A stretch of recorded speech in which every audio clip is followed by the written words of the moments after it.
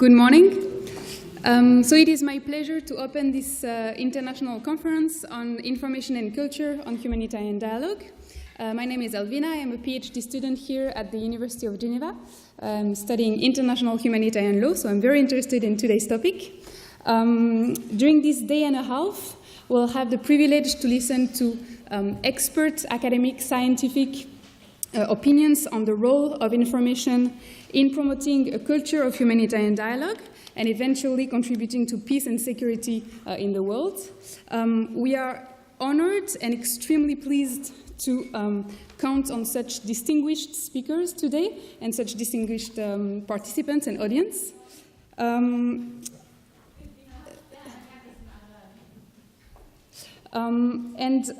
we would like to thank you to be here with us today and tomorrow, for this very promising intercultural and scientific conference. I think we have a very intense program ahead of us, and I'm sure you're all very excited to get started with the substance. So without further ado, I'll welcome the person who is responsible for this project, Dr. Awad, who is the president of the International Center for Strategic Research and Information. So please, Dr. Awad, the floor is yours.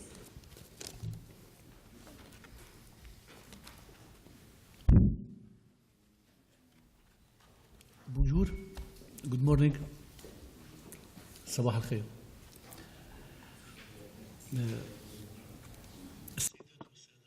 Ladies and gentlemen, Your Excellencies, Highnesses, dear participants, I was 14 years old when a warplane started bombarding the neighborhood where I lived. My brother was 3 or 4 years old. I carried him and ran towards the shelter.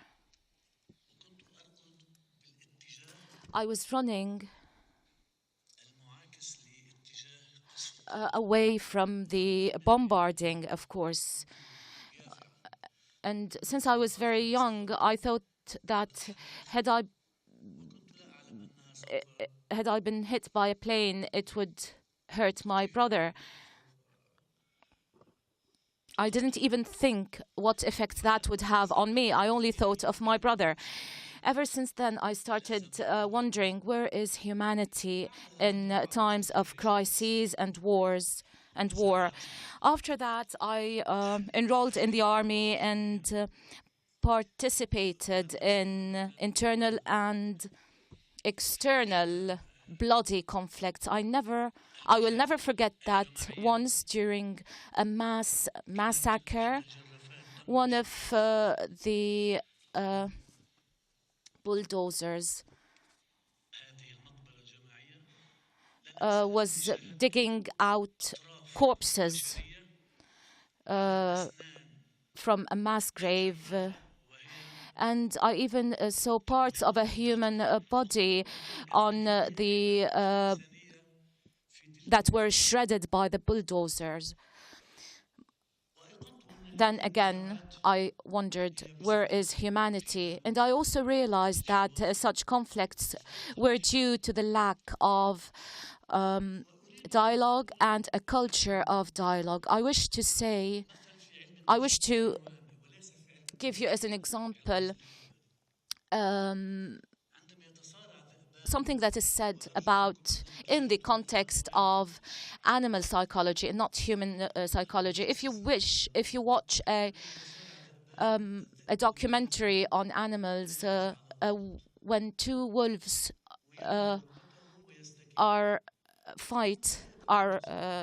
get into a fight, and one of them is vanquished, is the wolf who loses the fight sits on the side and in a very humble manner. But this is not the case in human life. We become even more ferocious, and we have no humanity in the ways we carry out our massacres. We often see in the media much space dedicated to conflicts, but none whatsoever to dialogue and the culture of dialogue.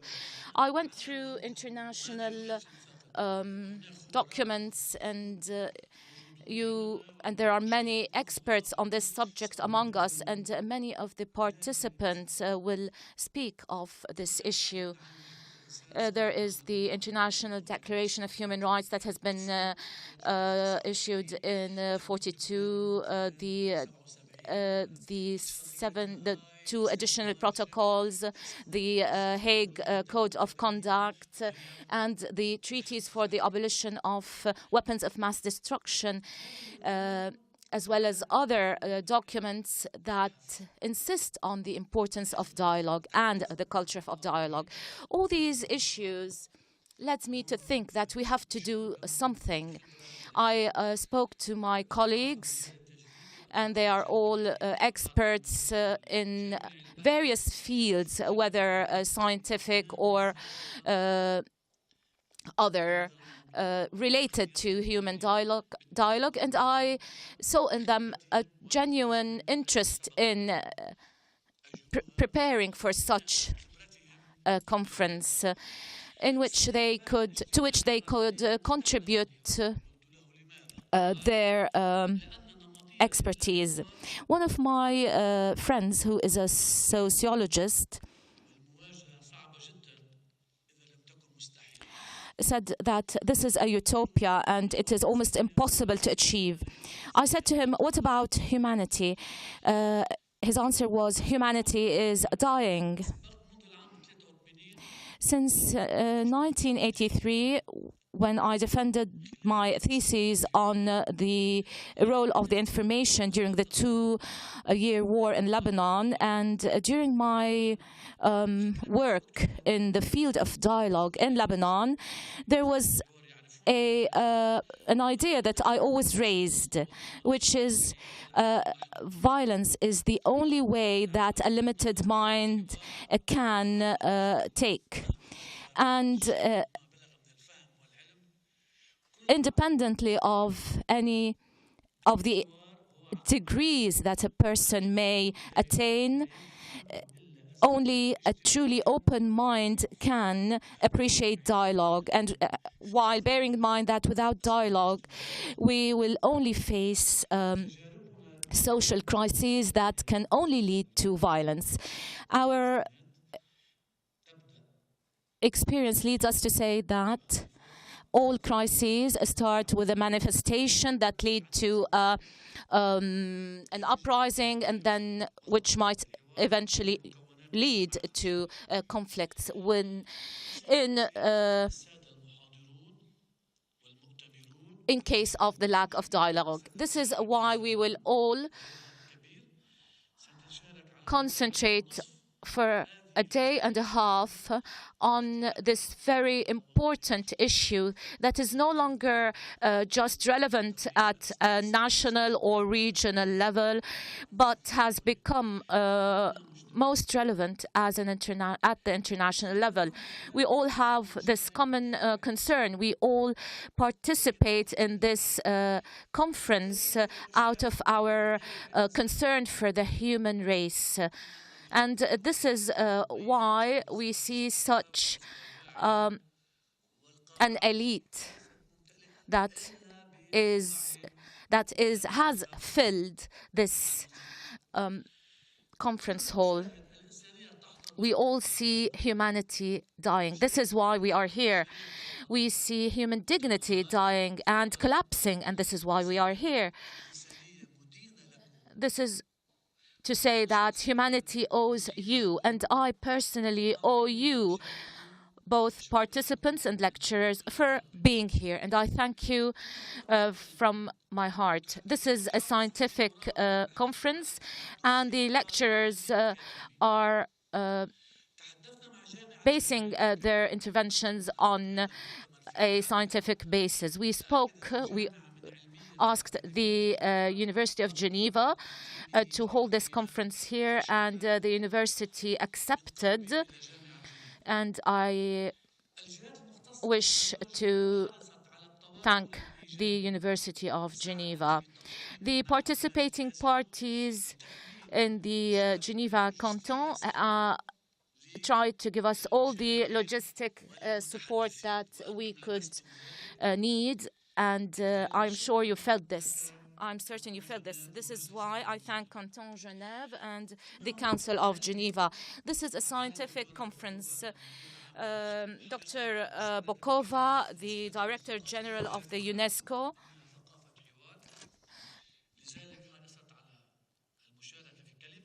did send a speech which will be read by Dr. Abdelaziz Al-Zouzini, who is the director of the UNESCO office in Geneva. She, through her participation in the I wish to thank Mrs. Bokova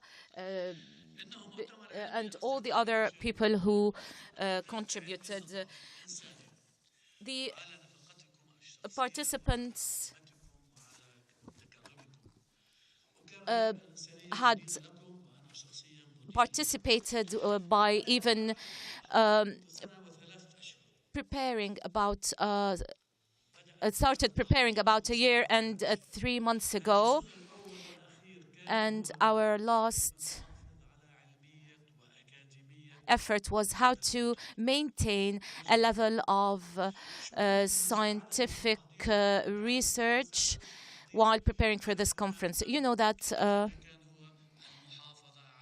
while preparing for this conference, our main objective was to keep a certain level of academic knowledge within this conference. We thank the students from the university, from the Lebanese of Geneva, the Lebanese University. Thank you to Elvina, Marwa, Siham, Sally, Thibault, Ambre, Irina, Nadim, Karim, Christian, Anella, Wabelen, and Joanna, and also thanks to Siham, who prepared an oil painting that expresses the concept of a dialogue. It is outside. The painting is outside. I also wish to thank Wafa,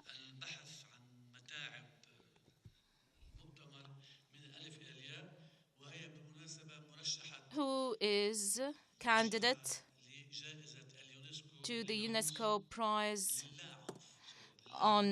for non-violence.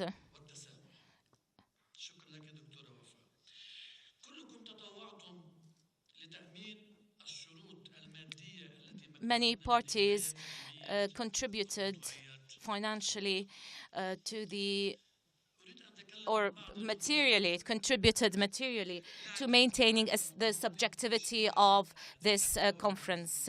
Of course, obtaining visas was an issue, and this led to the absence of certain participants.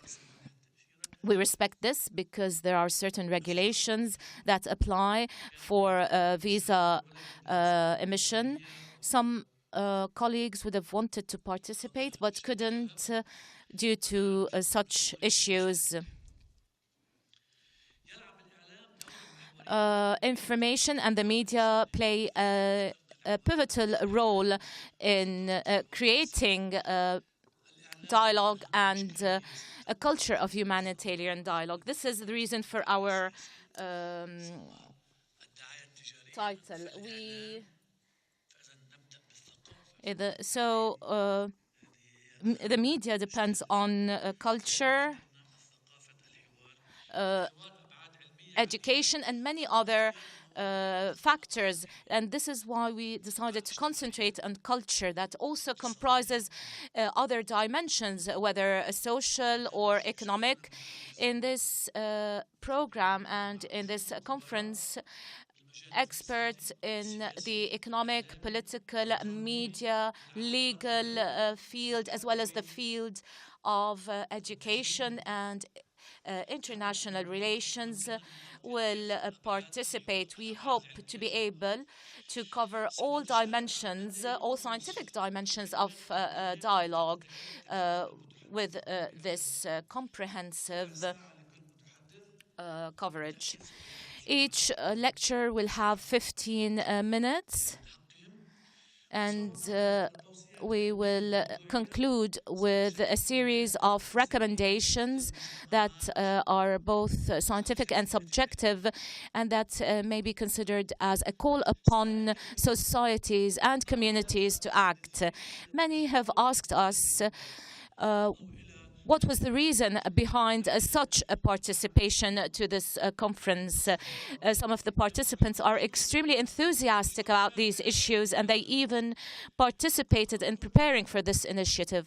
My answer always was, what was the motivation that led Henri Dunant in his own country, and we are in his country now, in the country of peace, in Geneva, the city of humanitarian endeavors, and the country of peace and dialogue. What was the motivation that led Henri Dunant when he neglected his commercial activities and spent money, since he comes from a well-off family, spent money in order to hold a conference and adopt the Geneva Declaration, which is based on 10 articles. We hope not to have the same end as Henri Dunant. He actually lived in isolation for 5 years because he noticed that the Geneva Declaration was not respected. And after he died, his body was discovered after 5 days from his death. So the question is, what is the motivation behind Henri Dunant's effort, and that was adopted in '59, and that, of course, concentrates on the protection of the civilians in armed conflicts. We are here, and we insist on the importance of respecting human dignity before, during, and after conflicts and armed conflicts. Thank you.